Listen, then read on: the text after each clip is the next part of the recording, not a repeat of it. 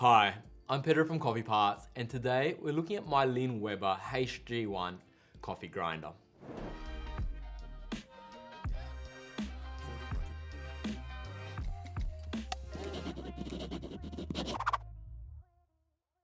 To me, all Weber Workshop products are just beautiful. I love products that are well designed, original, function perfectly, and just built to last. In many ways, products that inspire. So this unit came about as when they were first released, I got together with 4 others, so there was 5 of us, and we bought the first 5 HG-1s into Australia. This grinder was a hand grinder that they'd used and sourced the Mazzer Conical 83mm conical blades, and it now sits as part of one of my collections. Lately, it's been sitting here on the back shelf, but I do rotate it through at home as I do change my home machines quite often. And I think it's a machine that I'll just have forever. There's something about this machine that just makes me smile. I can't really explain it, but the way it's built really is beautiful. I loved having this machine at home next to a vintage Cremina that I have. So I've got an Olympia Cremina 67 model. And at one stage I had it next to a machine that I built with a friend that was bike inspired. So very manual, kind of rat rod looking machine, heavily based on the internals of a Lyn Weber. And I had this machine and it felt like just very manual and beautiful.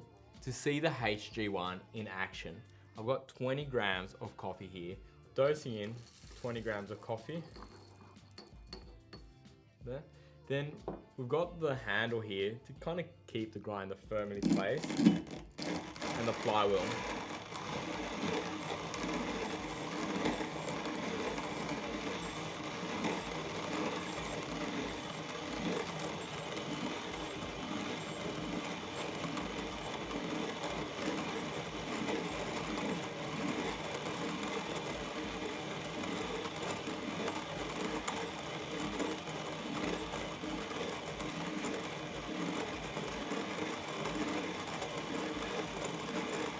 There we have it.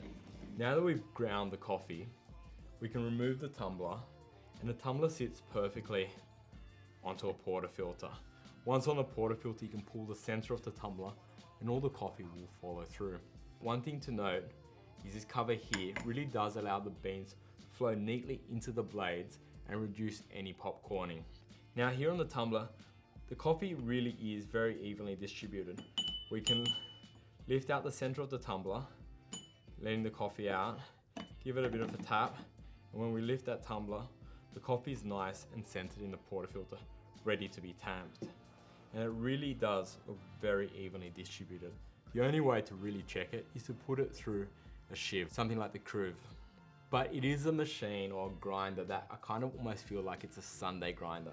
As a daily, I do like electric grinders, but as a Sunday, something about slowing down and making manual coffee really does allow for a really beautiful coffee moment. It's hard to explain in words. Quite a long time, I had this machine at home next to an Olympia Cremina 1967 model. So it felt really appropriate, manual hand grinder and a very manual lever machine. Very quiet and very in tune with the process. Geeking into grinders, everyone's got their own preference. There's a lot of debate between conical, which this grinder has, and flat burrs, and how that affects the taste profile of coffee. Differences between different RPMs, what gives more fines, what body, clarity, etc.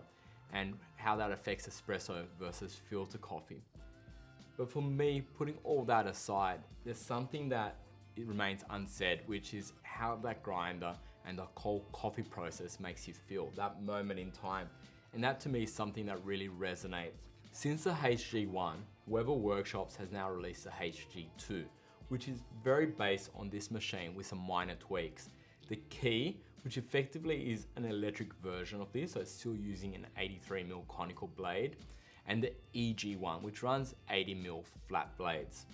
With the HG-2, it's effectively this grinder with tweaks. The handle here on the flywheel now folds in. So if you were to store the grinder, this has a lower or a narrower width.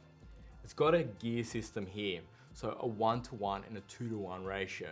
Think espresso and filter coffee. The adjustment has also slightly changed, where this one you turn left and right, With the new one, you lift it up and move it around. And the biggest change is down here. So the dosing cup, so to speak, is now magnetically connected to the grinder. Before we had the funnel here on magnets and the distributor, which was full whip, distributing the coffee as you ground and fell into the dosing cup. Now these magnets sit on the dosing cup and the distributor is just on one side. So effectively the distributor distributes coffee around this and this connects in there. So you don't see the coffee flow out, but you do get distribution within the dosing cup, which is kind of cool. And they now come with a leather sleeve down here. I don't know if these changes make much of a difference, but maybe because I bought this on the release of Lyn Weber, now called Weber Workshops, there is something about this machine that I do like, and I just feel like it's a collectible piece for me. This grinder is about the manual coffee experience, so it is kind of hard to compare with other grinders. Hand grinders are more affordable, more practical in sense of more portable, and electric grinders really are more practical on a day-to-day sense. But I'd like to know what you think. Do you like manual hand grinders? Do you have a manual hand grinder? Or what grinder do you have, electric or manual? To me, I kind of think of these manual hand grinders as kind of exotic sports car that you'll drive on a Sunday, but not your daily driver. So that's the best way I can put owning such an expensive yet beautiful hand grinder. And like always, if you've enjoyed this video, if it's made you smile, hit that thumbs up. And if you haven't yet, please subscribe.